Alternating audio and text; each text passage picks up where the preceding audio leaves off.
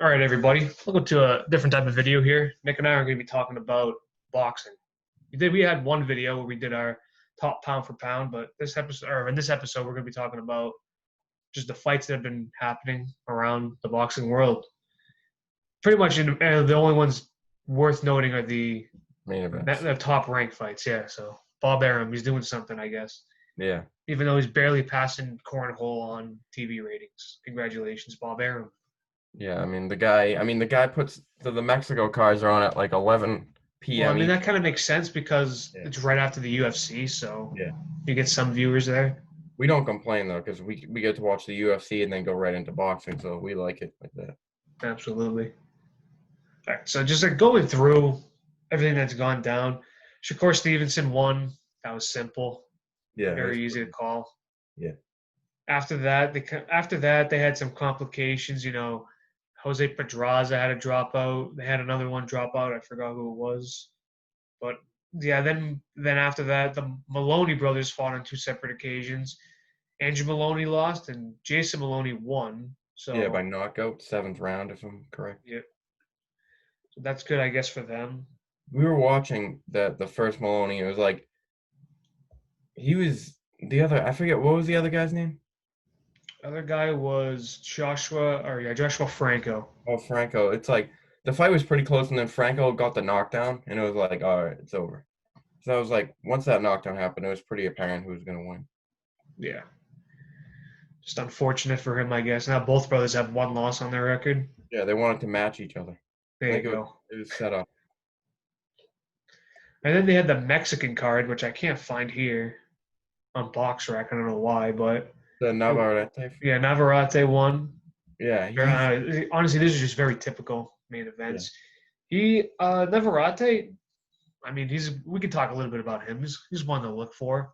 Yeah, I mean, he beat Isaac Dogby twice, and I think he's got a 24 fight win streak or 27 fight win streak with 24 KOs. He's got a 72-inch reach at super bantam. So he's 5'7" with a 72-inch reach. He's got like the reach of like a middleweight at a low weight like this. So going against these smaller guys, he's able to keep them away from him and just land these combinations, and they can't get inside on him because he's keeping them away. I really like him as a fighter. He's only 25 years old with a 31-1 record. Or 32-1, my bad. BoxRec is a little bit messed up. They got these past two Mexican cards in all no contest because it has to do something with the commission. But on other sites, it has them being official. So I think in the next week or so or something like that, Yeah, they'll go through. yeah, they'll go through. It's just a matter of time. But he's a very good fighter. All right, then in the other Mexican card, Miguel Berchelt just absolutely demolished Valenzuela. Jesus, yeah, he absolutely destroyed it. It was honestly one of the funniest fights I've ever seen. Just Yeah. watching Valenzuela just getting absolutely mauled. Like It was like, Berchelt is a different kind of animal. Like that's yeah, insane. the kind of like Berchelt is like, he's not necessarily, he doesn't have great defense, but his offense is his defense because he's punching so much that his opponent doesn't have enough time to punch back. So he's dangerous versus anybody because I'm sure his chin is good. So if he can go in there and just punch, obviously he's going to meet someone if they have a lot of power that lands on him. But I could see Navarrete and him are, I think, one weight class apart. You can see That could those be two an go at it. extremely good fight because Navarrete has the reach and the length to keep Berchelt at bay, and Navarrete throws almost just as much punches as Berchelt. They're both extremely active fighters, so it's like they have similar styles. But I honestly think that could be a 50-50 fight. To be fair, I think that's a fight that I need to see, especially both top ranked guys. I can see that happening someday. Yeah, of course.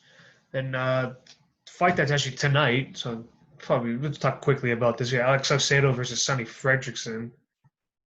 Saucedo, he's coming off a win after his first loss. Yeah, Fredrickson's 21-2, so I mean he's had a little bit of a rough patch towards his last six fights, but this fight should be fun. yeah, Yeah, I feel like now the top ranked cards are starting to get a little bit better. yeah. I've Like been we're not liking the getting main that many events. bums. The main events I've been liking from this top rank card. They put the prospects on, but like they are expected to win, so it's kind of like those are not necessarily. like the greatest fights, but the main events have been pretty good. Hmm. One-sided for some, but pretty good.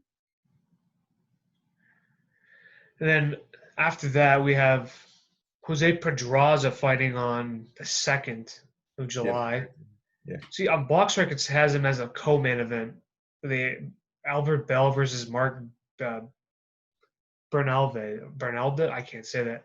Bernaldez fight. It So might yeah, flip that though. might be messed up because Pedraza is a main event fighter. Yeah, especially on a card like that. They're not gonna have like a prospect ahead of them. Yeah, but one fighter on that card that's fighting the second time since since boxing's back is Rubisi Ramirez.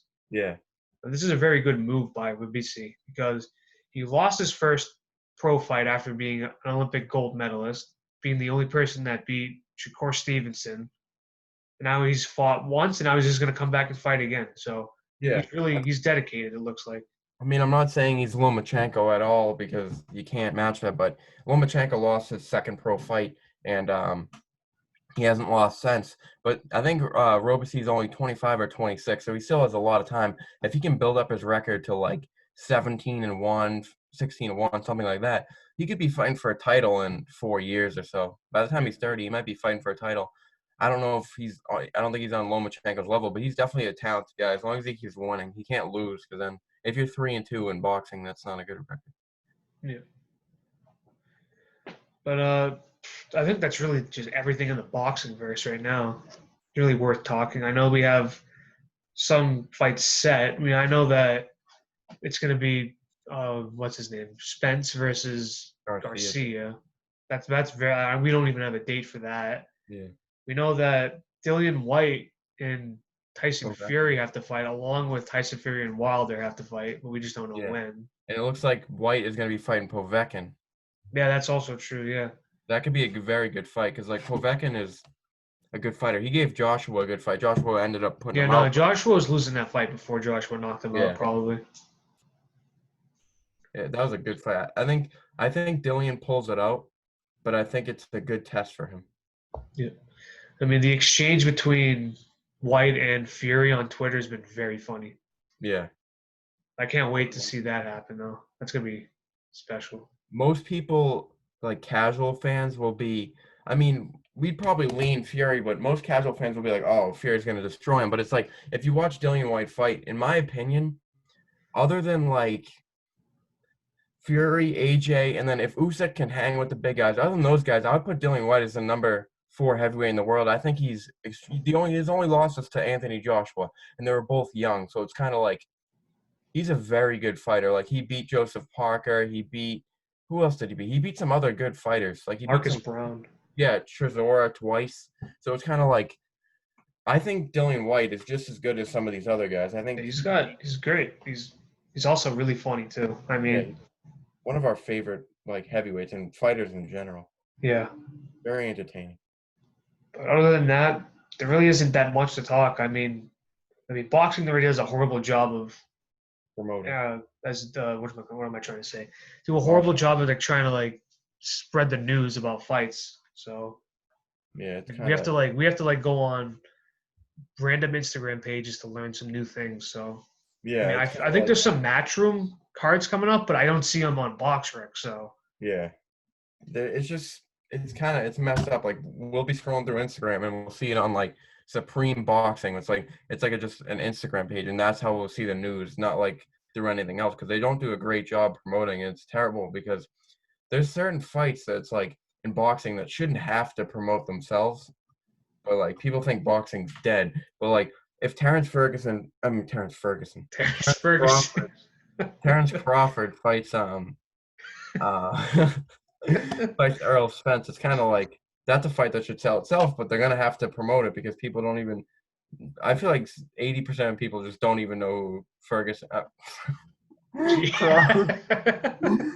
I keep mixing Terrence Crawford and Tony Ferguson today because we just recorded a UFC video, so it's like tough. But no, most people don't even know who Crawford or Spence is, which is a shame because Crawford's a better Mayweather. Yeah, I said it. I don't even care. There's no arguing that. And Spence would knock out Mayweather. I don't even care what anyone says. Okay. Spence in his prime. Let's go. We got that. That's we'll title this video "Crawford Better Than Mayweather." There you go.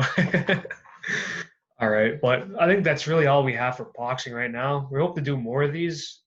Yeah, Hopefully, we have more news coming out. But yeah, good cards at least. I want solid cards rather than just like a solid main event. Like those Matchroom cards can be very good. yeah, I mean, well, I think we lost them, guys. How about that? So I'll do the outro here. I just want to thank you guys for watching. This has been a boxing video. So until next time, thank you.